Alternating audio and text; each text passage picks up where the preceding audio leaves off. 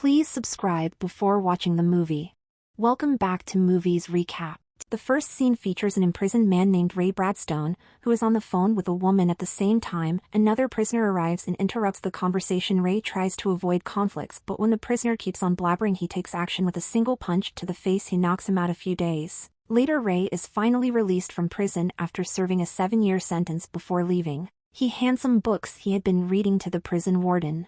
And shortly after, a man named Philip LaRue arrives in his nice car and invites Ray to rob a bank. It's revealed that Philip was his accomplice in the crimes he committed in the past. Philip tries to convince him to join him in another robbery, also offering him a ride in his car. Hearing all this, Ray comes to a halt and expresses his desire to drive the car. Thinking Ray is convinced, Philip lets him get into the driver's seat, but Ray drives away, leaving him behind. When he gets to his place, he keeps looking at a picture of his wife and daughter, hoping to see them soon. After spending a long time in prison, he now decides to become a better person and give up all his bad habits. The next day, Ray goes to see his wife Lynn Bradstone and his daughter Sally Bradstone.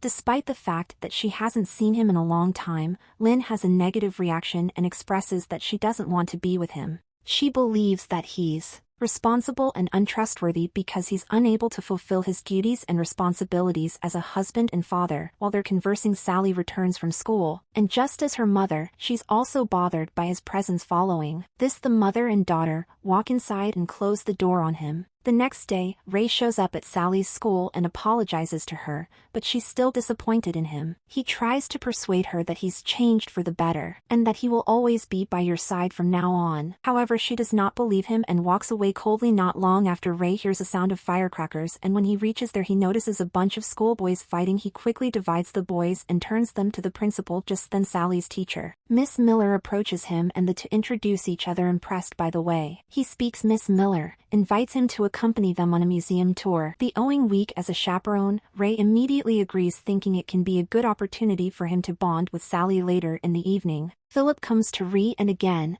asks him to join him in the robbery. However, just like the previous time, Ray declines. It turns out that in the past, Philip betrayed him, and this was the reason Ray ended up in jail. The following day, Ray pays another visit to Lynn, but this time he meets her current husband, to kiss right in front of him, making him upset. After a while, Ray again tries to persuade her that he'll make his family happy. However, Lynn claims that he won't be able to change anything because he doesn't even have a job, recognizing that he needs money. Ray visits several organizations in search of a job, but gets rejected almost immediately because of his criminal record application. His day is made even worse when he discovers that his apartment is on fire with nothing else to do. Ray reluctantly decides to join Philip's team in their plan to rob a bank. In the next scene, we see Ray, Philip, and 2 other accomplices driving toward the bank. On their way, Goldie doesn't stop blabbering, so Ray explains that the only thing he enjoyed about prison was being away from all of them. When they arrive at their destination,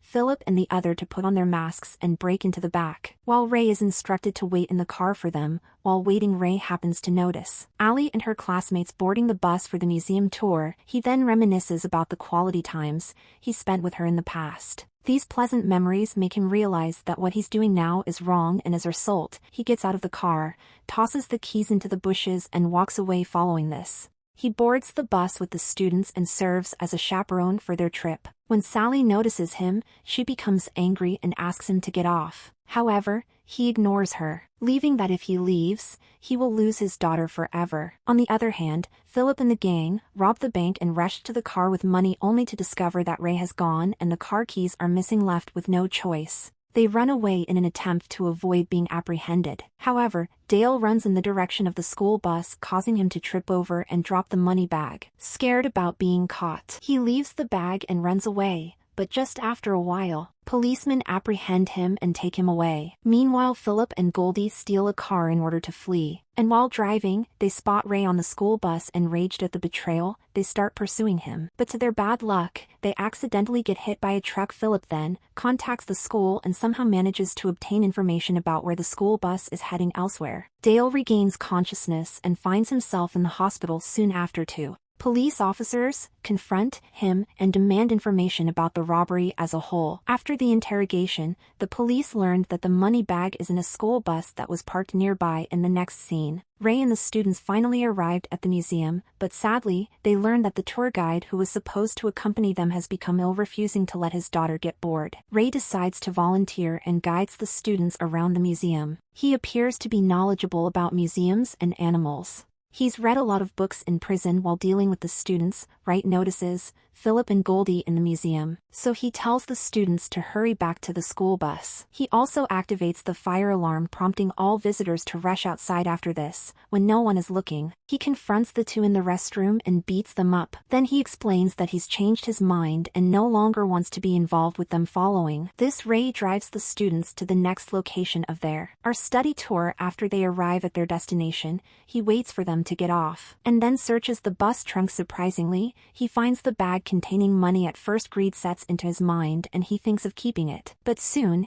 he remembers his family and decides to return the money in order to put an end to this ordeal. He calls Philip, who's standing across the street, and heads towards them with the money bag. But at the same time, police arrive, prompting the thugs to. Philip and Goldie suspect that Ray was trying to set them up, so they decide to enlist the assistance of a Mexican mafia gang in catching Ray. The same afternoon, Ray and the students drive to their hotel and Miss Miller instructs them to quietly settle into their rooms. As soon as they arrive, Ray takes the money bag and enters his room. He then calls Philip and asks him to pick up the money from the hotel where he's currently staying. However, Philip, who believes that Ray double-crossed him, demands that he deliver the money to a more secure and hidden location. As Ray continues discussing, Sally arrives there and apologizes for giving him a hard time. Then the father and daughter have a pleasant reunions. After a long separation in the evening, he takes her to a music shop and then a restaurant. In this way, the two start sorting out all their differences. In the midst of all this, several detectives arrived at the hotel and question Miss Miller outrageous whereabouts. They also inform her of Ray being a suspect in the bank robbery case,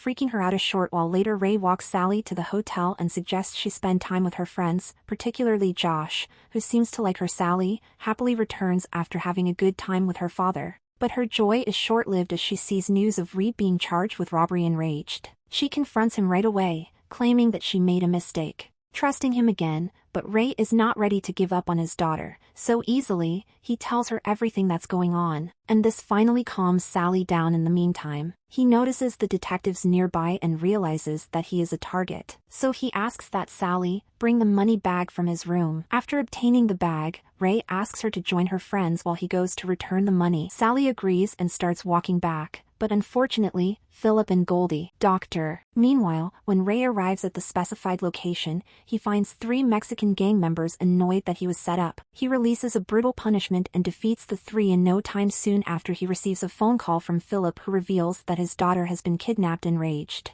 Ray warns him not to hurt Sally, or it'll end badly. But Philip is unfazed, and instead, he summons Ray to a location to make the exchange. Wasting no time, Ray hails a cab and heads to said location. Before getting off, he hands some cash to the taxi driver, instructing him to drive away as soon as Sally gets inside. As per the plan, Sally successfully escapes and returns to the hotel with her friends. But realizing that her father is in danger, she decides to assist him. She enlists the help of 3 offer male friends. Josh Simon and Benny Simon uses his iPad to track her father's phone, while Benny distracts the detectives with firecrackers, allowing them to sneak out of the hotel. On the other hand, Ray is restrained in a chair by Philip and Goldie because he has duped them with a phony bag containing dolls. Philip beats him up and demands the location of the money bag, but Ray remains silent. A few moments later, Sally and her friends arrive at the location and divide into 2 teams, one distracting the criminals with firecrackers, hers, and the other untying Ray. In the midst of all this, Ray contacts an acquaintance, a radio announcer, who broadcasts the voice recordings live. Eventually, the police, as well as Lynn, hear the broadcast and rush to the crime scene. Soon after, Philip and Goldie hold Ray and the students at gunpoint. Philip, who's unaware that their conversation is being recorded, openly admits that Ray is completely innocent and that they only wanted to take advantage of him. The two are about to shoot them all, but at the same time, the police arrived and apprehend the two criminals. Finally, Ray is declared innocent because he was on the bus with the students when the robbery occurred. Not long after, Lynn also arrives and gets relieved to learn that her daughter is fine, but she slaps her ex-husband for endangering the children's lives. Ray doesn't react and simply says that he's turned into a better person in the final scene. Ray is at the radio station when he receives a call from Philip asking for his advice on how to adjust to life. In prison, Ray mentions the 3 essentials confronted: be truthful and sleep with the bag against the wall. Subscribe for more videos like this. Turn on notifications and leave a like to help the channel out. Thank you for watching.